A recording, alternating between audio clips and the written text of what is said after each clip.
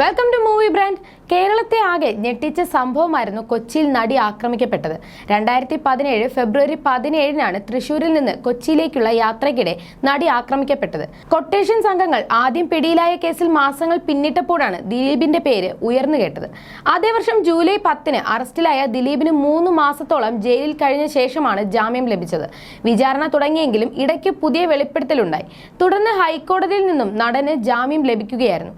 ഇപ്പോൾ വളരെ നിർണായക ഘട്ടത്തിലൂടെയാണ് കേസ് കടന്നുപോകുന്നത്. കഴിഞ്ഞ മാസം ദിലീപിന്റെ ജാമ്യം റദ്ദാക്കണമെന്ന ഹർജി ജനുവരി 8 മാറ്റിയിരിക്കുകയാണ്. ഇന്നാണ് ആ നിർണായക ദിനം. ദിലീപ് ജാമ്യ വ്യവസ്ഥകൾ ലംഘിച്ചുവെന്നും സാക്ഷികളെ സ്വാധീനിച്ചുവെന്നുമാണ് ക്രൈംബ്രാഞ്ചിന്റെ പരാതി. ജസ്റ്റിസ് പി ഗോപിനാഥാണ് വാദം കേട്ടത്. ക്രിസ്മസ് അവധി കഴിഞ്ഞ് അടുത്ത മാസം ആദ്യവാരം കോടതി തുറക്കുമ്പോൾ ജഡ്ജിമാരുടെ പരിഗണനാ വിഷയം മാറാൻ സാധ്യതയുണ്ട്. അതിനാൽ വാദം പൂർത്തിയായ സ്ഥിതിക്ക് കേസ് പാർട്ട് ഹെഡ് ആക്കണമെന്ന് ദിലീപിന്റെ അഭിഭാഷകരിൽ ആവശ്യപ്പെട്ടതിന് ക്രൈംബ്രാഞ്ച് എതിർത്തു. കേസ് പാർട്ട് ഹെഡ് ആക്കിയാൽ ജസ്റ്റിസ് പി ഗോപിനാഥ് തന്നെ തുടർന്നും കേസ് പരിഗണിച്ച് വിധി പറയുക. അല്ലാത്തപക്ഷം മറ്റൊരു ജഡ്ജി വിധി പറയും. ഇത് ഒഴിവാക്കാനാണ് പാർട്ട് ഹെഡ് ആക്കണമെന്ന് ദിലീപിന്റെ അഭിഭാഷകൻ ആവശ്യപ്പെട്ടത്. അതിനിടെ കേസുമായി ബന്ധപ്പെട്ട് മെമ്മറി കാർഡിലെ ഹാഷ് വാല്യൂ മാറിയ സംഭവത്തിൽ അന്വേഷണം പ്രഖ്യാപിച്ചത് തിരിച്ചടിയാകാൻ ഇടയുണ്ടെന്നാണ് വിലയിരുത്തൽ. 1 മാസത്തിനകം അന്വേഷണം പൂർത്തിയാക്കാനാണ് വിചാരണ കോടതിക്കുള്ള നിർദ്ദേശം. ഹാഷ് വാല്യൂ അന്വേഷണം കേസിൽ വഴിത്തിരിവാകുമെന്നാണ് പ്രോസിക്യൂഷൻ വാദം.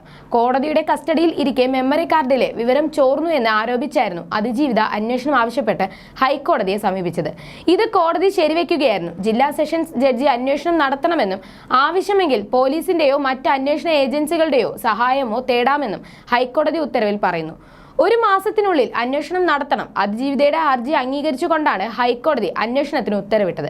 അന്വേഷണത്തിൽ പരാതി ഉണ്ടെങ്കിൽ അതിജീവിതയ്ക്ക് ഹൈക്കോടതിയെ സമീപിക്കാമെന്നും കോടതി വ്യക്തമാക്കിയിട്ടുണ്ട്.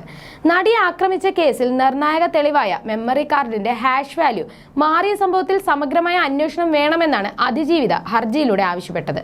മെമ്മറി കാർഡ് 3 തവണ അനധികൃതമായി പരിശോധിച്ചതിന് കാരണമായ സാഹചര്യം സംബന്ധിച്ച അന്വേഷണത്തിനായാണ് നടി കോടതിയിൽ ഹർജി സമർപ്പിച്ചത്. സംഭവത്തിൽ അന്വേഷണം ആവശ്യപ്പെടുമെന്ന് പ്രോസിക്യൂഷനും ഹൈക്കോടതിയിൽ വ്യക്തമാക്കിയിരുന്നു. മെമ്മറി കാർഡിലെ ദൃശ്യങ്ങൾക്ക് ഒന്നും സംഭവിച്ചില്ലെന്ന് ഉറപ്പാക്കണമെന്നാണ് പ്രോസിക്യൂഷൻ ഹർജിയിലൂടെ ആവശ്യപ്പെട്ടത്. എന്നാൽ മെമ്മറി കാർഡിന്റെ ഹാഷ് വാല്യൂയിൽ മാറ്റമുണ്ടെങ്കിലും അതിലെ ദൃശ്യങ്ങൾക്ക് കേടുപാടില്ലെന്ന് ഫോറൻസിക് പരിശോധനാ റിപ്പോർട്ടിലുണ്ടെന്നാണ് നടൻ ദിലീപ് കോടതിയിൽ വാദിച്ചത്.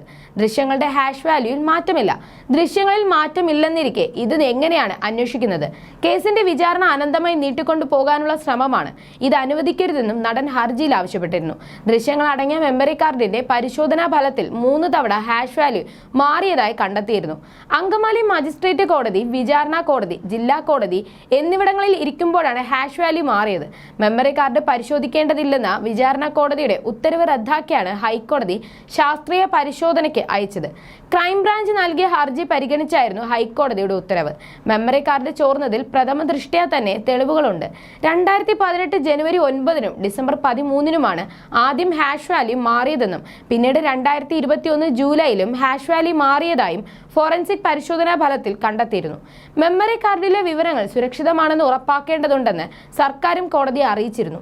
ഇര എന്ന നിലയിൽ തന്റെ മൗലികാവകാശം സംരക്ഷിക്കപ്പെടണം.